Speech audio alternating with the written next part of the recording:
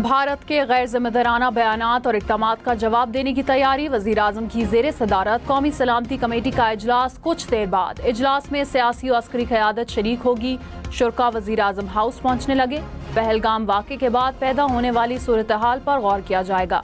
Committee Bharat के नाकाबिले अमल आबी इक़दामात की जवाबी हिकमत अमली भी तय करेगी। पहलगाम वाक़े के फॉल्स फ्लैग ऑपरेशन की आड़ में इंतहा पसंद मोदी सरकार आपे से बाहर। भारत का सिंध तास मुआहिदा मुअत्तल करने का ऐलान। पाकिस्तान में सफारतकारों की तादाद महदूद करने का फैसला। वाघा अटारी बॉर्डर भी बंद कर दिया। पाकिस्तानी शहरियों को 48 घंटे में भारत छोड़ने का हुक्म। भारतीय वजारत खारजा ने कहा पाकिस्तानी शहरियों के लिए वीज़े मुकम्मल बंद कर रहे हैं। नई दिल्ली में मौजूद पाकिस्तानी दिफाई आताशियों को मुल्क छोड़ने की हिदायत। भारत ने इस्लामाबाद से अपने दिफाई आताशियों को वापस बुला लिया।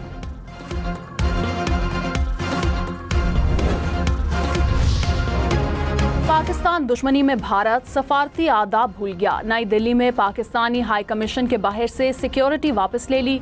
हाई कमीशन की इमारत के बाहर लगे बैरियर भी हटा दिए।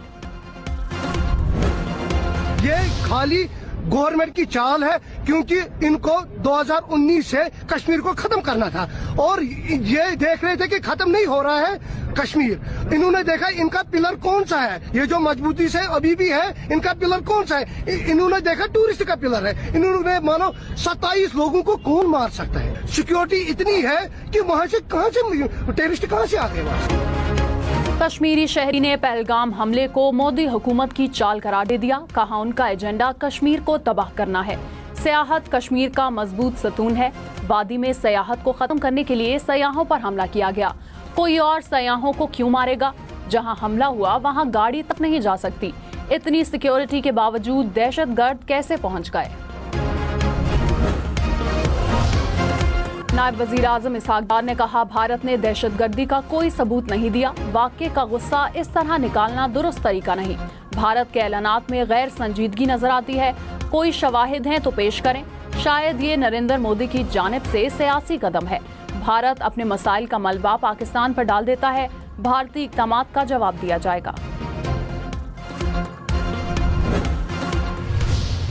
अगर यहाँ पर 7 लाख से लेकर 12 लाख की सिक्योरिटी फोर्सेस है, वो क्या कर रहे थे। मैं अगर नॉर्मली अभी बजाती खुद एज ए मीडिया पर्सन अपनी ऑफिशियल कार में पहलगाम तक जाता हूँ, मैं बीइंग कश्मीरी पहलगाम तक जाते जाते मुझे 10 चेक पॉइंट्स पे रोका जाता है। मच्छी साथ नहीं ले सकता मैं। ये बंदे आए कहाँ से। पहलगाम हमले पर कश्मीरी सहाफी ने भारतीय सिक्योरिटी की कारकर्दगी पर संगीन सवालात उठा दिए। कहा सख्त निगरानी के बावजूद हमला आवर चेक पोस्ट सबूर करके कैसे पहुंचे। क्या भारतीय फौज सिर्फ आम कश्मीरियों को रोकने के लिए है। क्या यह हमला अंदरूनी सहूलतकारी के बगैर मुमकिन था। इतनी भारी नफरी के बावजूद सिक्योरिटी में इतना बड़ा खला क्यों।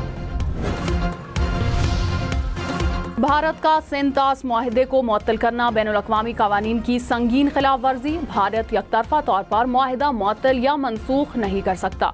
आलमी बैंक मुआहिदे का ज़ामिन। दोनों ममालिक यकसा तौर पर अमल दरामद के पाबंद। भारत की मनसूखी या दस्तबरदारी मुआहिदे की खिलाफ वर्जी है।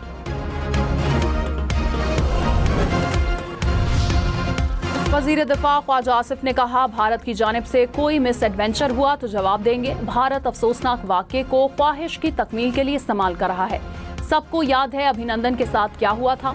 भारत की मकबूजा कश्मीर में 7 लाख फौज है। मोदी सरकार को खुद एहतसाबी करनी चाहिए। पहलगाम हमले का पाकिस्तान पर इल्जाम लगाना नामुनासिब है।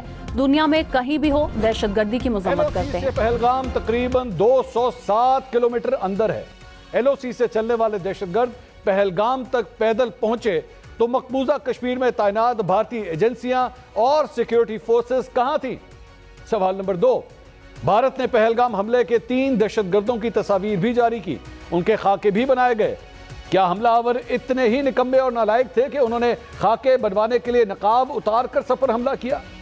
सवाल नंबर 3, भारतीय मीडिया के मुताबिक पहलगाम हमला कल दोपहर 3 बजे हुआ। 3:05 पर भारतीय खुफिया एजेंसी रॉ से जुड़े सोशल मीडिया अकाउंट्स ने इसका इल्जाम पाकिस्तान पर धर दिया।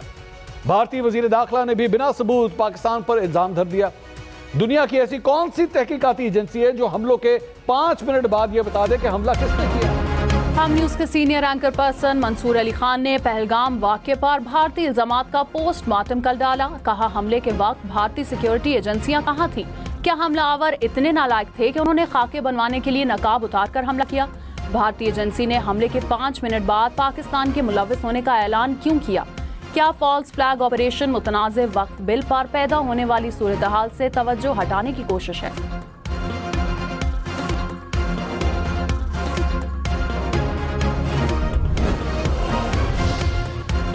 सीनियर वजीर सिंध शर्जील मेमन ने कहा, सिंध तास मुआहदे की मुअत्तली खित्ते में अमन के लिए संगीन खतरा है। भारतीय इकदाम आलमी बरादरी के मुंह पर तमाचा है। पाकिस्तान इस इश्तियाल अंगेजी को हरगिज बर्दाश्त नहीं करेगा। आलमी ताकतें, अक़वाम मुत्तहिदा और इंसानी हकूक़ की तंजीमें संगीन खिलाफ वर्जी का नोटिस लें।